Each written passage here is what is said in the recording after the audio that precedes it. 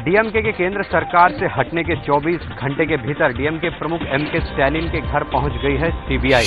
MK Stalin के बेटे उदयनिधि की विदेशी हमर कार की स्टैंप ड्यूटी न चुकाने के केस की जांच कर रही है CBI. Department of revenue intelligence ने सीबीआई को ये केस रेफर किया था। उसी के बाद सीबीआई की टीम स्टैलिन के घर में जांच कर रही है।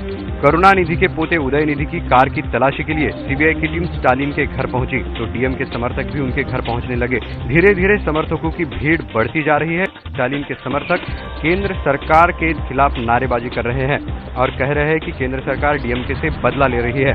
डीएमके नेता एमके स्टैलिन के बेटे उदयनिधि फिल्म प्रोड्यूसर है। ये विदेशी कार उन्होंने ही खरीदी थी। एमके स्टैलिन और उनके बेटे पर अभी तक कोई आरोप नहीं लगा है। एमके स्टैलिन करुणानिधि के बाद डीएमके के सबसे ताकतवर नेता माने जाते हैं। कहा जाता है कि केंद्र सरकार से समर्थन वापसी के फैसले में एमके स्टैलिन की अहम भूमिका रही है। यूपीए सरकार से समर्थन वापस लेने के अगले ही दिन डीएमके के सुर बदलने लगे हैं। पार्टी के प्रमुख करुणानिधि ने कहा है कि उनका दल ऐसा कोई काम नहीं करेगा जिससे यूपीए सरकार गिर जाए। करुणानिधि ने यह बात अंग्रेजी अखबार द टाइम्स ऑफ इंडिया से खास बातचीत में कही। डीएमके ने पहले तो यूपीए सरकार से समर्थन वापस ले लिया, लेकिन अब पार्टी के मुखिया करुणानिधि कह रहे हैं कि यूपीए की सरकार गिराने का उनका कोई इरादा नहीं है। अंग्रेजी अखबार टाइम्स ऑफ इंडिया को दिए एक्सक्लूसिव इंटरव्यू में करुणानिधि ने कहा, पिछले दिनों जो कुछ हुआ है उसके बाद कांग्रेस से दोबारा हाथ मिलाने का तो सवाल ही नहीं उठता। हम अभी सिर्फ श्रीलंकाई तमिलों की भलाई के बारे में बात करना चाहते हैं। राजनीतिक गठजोड़ की बात बाद में की जाएगी। डीएमके चुनाव के लिए तैयार है, फिर चाहे वो चुनाव जल्दी हो या देर में। लेकिन हम मित्र दलों के साथ मिलकर यूपीए सरकार को गिराने का काम नहीं करेंगे। किसी तीसरे मोर्चे में शामिल होने की संभावना के बारे में पूछे जाने पर करुणानिधि ने कहा, हमने यूपीए सरकार से समर्थन वापस लेने का फैसला लोकसभा चुनाव को ध्यान में रखकर नहीं लिया, इसलिए तीसरे मोर्चे के गठन की कोशिश का तो कोई सवाल ही नहीं है। हमारी पार्टी ने यह फैसला सिर्फ श्रीलंकाई तमिलों के हितों को ध्यान में रखकर लिया है। डीएमके के सरकार से हटने पर दुखी हो गई थी सोनिया गांधी। अंग्रेजी अखबार हिंदुस्तान टाइम्स के मुताबिक करुणानिधि के बेटे और मनमोहन सरकार में पूर्व मंत्री एमके अलागिरी जब अपना इस्तीफा सौंपने प्रधानमंत्री मनमोहन सिंह के पास पहुंचे तो वहां उनकी मुलाकात सोनिया गांधी से भी हुई। सोनिया गांधी ने अलागिरी से कहा कि उनके पिता को पहले हमसे बात करनी चाहिए थी। अखबार के मुताबिक सोनिया ने अलागिरी से कहा कि उनके पिता करुणानिधि के सरकार से समर्थन वापस लेने के ऐलान ने न सिर्फ उन्हें चौंका दिया है बल्कि इस फैसले से उन्हें काफी दुख भी हुआ है। अखबार के मुताबिक सोनिया ने अलागिरी से कहा, आपके पिता को फैसले का ऐलान करने से पहले प्रधानमंत्री या मुझसे बात करनी चाहिए थी। इस पर अलागिरी ने कहा, ये पार्टी का फैसला था और मुझे उसका पालन करना ही था। प्रधानमंत्री ने अलागिरी के 2004 के उस वाकये को भी याद किया जब सोनिया के पीएम बनने के इनकार करने के बाद करुणानिधि ने उन्हें फोन किया था। बेनी प्रसाद वर्मा के बयान पर फजीहत झेल रही सरकार ने अब मुलायम पर छोड़ दिया है फैसला। बेनी अपने बयान पर खेद जता चुके हैं, लेकिन क्या सिर्फ बेनी के खेद जताने से मुलायम मान जाएंगे?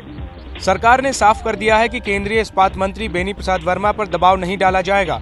इस मामले में सरकार को जो करना था कर चुके, अब फैसला मुलायम को करना है। समाजवादी पार्टी अपनी मीटिंग कर लें और वो जैसा तय करे उनकी मर्जी है, पर बेनी प्रसाद वर्मा जी ने खेद व्यक्त किया है। सरकार ने गेंद मुलायम के पाले में डाल दी है। गुरुवार सुबह समाजवादी पार्टी संसदीय दल की बैठक होनी है जिसमें यह तय हो सकता है कि बेनी वाले मुद्दे पर क्या किया जाए। ये मीटिंग है, उनकी राय मशवरा लेकर के कोई आपसे बात करें। ताजा राजनीतिक संकट के बीच में बीएसपी ने कहा है कि वो केंद्र सरकार को बाहर से समर्थन जारी रखेगी। बीएसपी अध्यक्ष मायावती ने कहा है कि वो सरकार में शामिल नहीं होंगी। जहां तक बीएसपी का सवाल है, हमारी पार्टी के ऊपर कोई तिल भर भी उंगली नहीं उठा सकता, रत्ती भर भी उंगली नहीं उठा सकता। इस बात को लेकर के हम लोग जो हमारी पार्टी जो सेंटर में यूपीए को जो बाहर से समर्थन दे रही है, किसी लालच में दे रही है, तो ऐसा कुछ नहीं है। मायावती के इस बयान से साफ है कि फिलहाल बीएसपी की ओर से सरकार को कोई खतरा नहीं है, लेकिन भविष्य में कोई खतरा नहीं होगा ये कहा नहीं जा सकता। फिल्म स्टार संजय दत्त क्या फिर से जेल जाएंगे? 1993 के मुंबई धमाके के केस में सुप्रीम कोर्ट गुरुवार को फैसला सुनाएगा। संजय दत्त को आर्म्स एक्ट के केस में 6 साल की सजा मिली हुई है। 1993 के मुंबई बम धमाके के केस में अभिनेता संजय दत्त फिलहाल जमानत पर हैं। 12 मार्च 1993 को मुंबई में 13 जगह धमाके हुए थे, जिनमें 257 लोग मारे गए थे। इस केस में 123 आरोपियों में से दोषी ठहराए गए 100 लोगों को सजा सुनाई गई थी। 12 दोषियों को मौत और उम्र कैद की सजा मिली थी, जिनमें से 2 की मौत हो चुकी है। 2007 में आर्म्स एक्ट में दोषी मानते हुए कोर्ट ने संजय दत्त को 6 साल की सजा सुनाई थी। 31 महीने की जेल की सजा वो काट भी चुके हैं। संजय दत्त ने सजा के खिलाफ सुप्रीम कोर्ट में अपील भी की थी। फैसले के खिलाफ धमाके के दोषियों ने सुप्रीम कोर्ट में अपील की थी, जबकि बरी होने वालों के खिलाफ राज्य सरकार ने अपील की थी। दोनों ही मामलों में सुप्रीम कोर्ट कल फैसला सुनाएगा। इटली में 2 भारतीय मछुआरों की हत्या के आरोपी अपने नौसैनिकों की भारत वापसी को लेकर कई ऐसी शर्तें लगा दी है जिसका पूरा होना आसान नहीं है। आइए आपको बताते हैं कि क्या है वो शर्तें। दोनों नौसैनिक तभी भारत लौटेंगे जब इटली के संविधान का सम्मान हो। इटली का संविधान ये कहता है कि इटली के नागरिक पर उस अदालत में मुकदमा नहीं चल सकता जो पहले से स्थापित नहीं हो।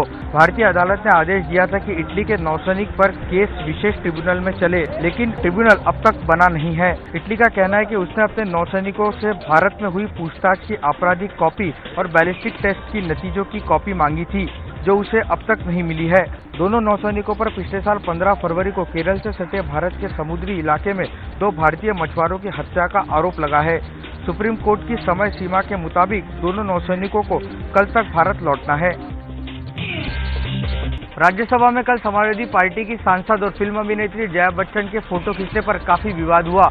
कांग्रेस से राज्यसभा के सांसद प्रदीप बालमुचु ने अपने मोबाइल से जया बच्चन की फोटो खींची थी, जिसका जया ने कड़ा विरोध किया। यहाँ तक कि बालमुचु ने माफी भी मांगी, लेकिन अब भी पूरा मामला शांत नहीं हुआ है। बुधवार को राज्यसभा में डीएमके और एआईएडीएमके के सांसद श्रीलंकाई तमिल के मुद्दे पर और समाजवादी पार्टी के सांसद बेनी प्रसाद वर्मा के इस्तीफे की मांग को लेकर हंगामा कर रहे थे। इस बीच राज्यसभा के स्थगित होने का ऐलान हो गया। तभी समाजवादी पार्टी की सांसद जया बच्चन ने कहा कि प्रदीप बालमुचु उनकी फोटो खींच रहे थे। जया बच्चन ने इस पर कड़ा ऐतराज जताया। जया की आपत्ति के बाद बालमुचु ने अपने एक सहयोगी सांसद की मदद से मोबाइल से फोटो को डिलीट किया। जया का गुस्सा देखकर कांग्रेस सांसद अंबिका सोनी ने बालमुचु को जया से माफी मांगने को कहा। बालमुचु ने जया से माफी मांगी, लेकिन पीटीआई के मुताबिक जया ने बालमुचु से कहा है कि आपको इसकी कीमत चुकानी पड़ेगी। गुजरात के मुख्यमंत्री नरेंद्र मोदी आज गूगल प्लस हैंगआउट के जरिए दुनिया भर के लाखों लोगों को संबोधित करेंगे। मोदी का भाषण दोपहर 2 बजे से शुरू होगा। दिल्ली में Google big tent activate summit के नाम से आयोजित कार्यक्रम में मोदी का भाषण होगा। नरेंद्र मोदी देश के इकलौते मुख्यमंत्री हैं जिन्हें गूगल की तरफ से आयोजित इस खास कार्यक्रम में भाषण देने के लिए बुलाया गया है। इंटरनेट पर गूगल हैंगआउट के जरिए प्रसारित होने वाले इस कार्यक्रम में मोदी को राजनीति में तकनीक के इस्तेमाल पर भाषण देना है। भाषण से पहले गूगल के चेयरमैन भी मोदी के साथ गूगल हैंगआउट के जरिए बात करेंगे। इससे पहले पिछले साल अगस्त में भी मोदी ने गूगल हैंगआउट के जरिए लोगों से बातचीत की थी। मोदी सोशल मीडिया पर काफी सक्रिय रहते हैं और ट्विटर पर उनके करीब 13 लाख फॉलोअर हैं। दिल्ली से पहले गूगल बिग टेंट समिट का आयोजन New York city, London, Berlin, Madrid, Nairobi, Moscow और सियोल में भी हो चुका है। अगर आप होली के मौके पर घर जाना चाहते हैं और ट्रेन में टिकट नहीं मिलने की वजह से निराश हैं, तो ये खास खबर आपके लिए ही है। रेलवे ने होली पर यात्रियों की भारी भीड़ को देखते हुए देश भर में 17 रूटों पर स्पेशल ट्रेन चलाने का ऐलान किया है। ये स्पेशल ट्रेन जिन स्टेशनों के बीच चलाई जाएंगी उनमें से खास है नई दिल्ली, मुंबई, कोलकाता, अहमदाबाद, बेंगलोर, जम्मू तवी, जयपुर, गुवाहाटी, लखनऊ, पुणे, गोरखपुर, पटना, डिब्रूगढ़, बनारस, दरभंगा, बरौनी, बरेली और सिकंदराबाद। इसके अलावा नियमित तौर पर चलने वाली ट्रेनों में भी एक्स्ट्रा कोच लगाए जाएंगे।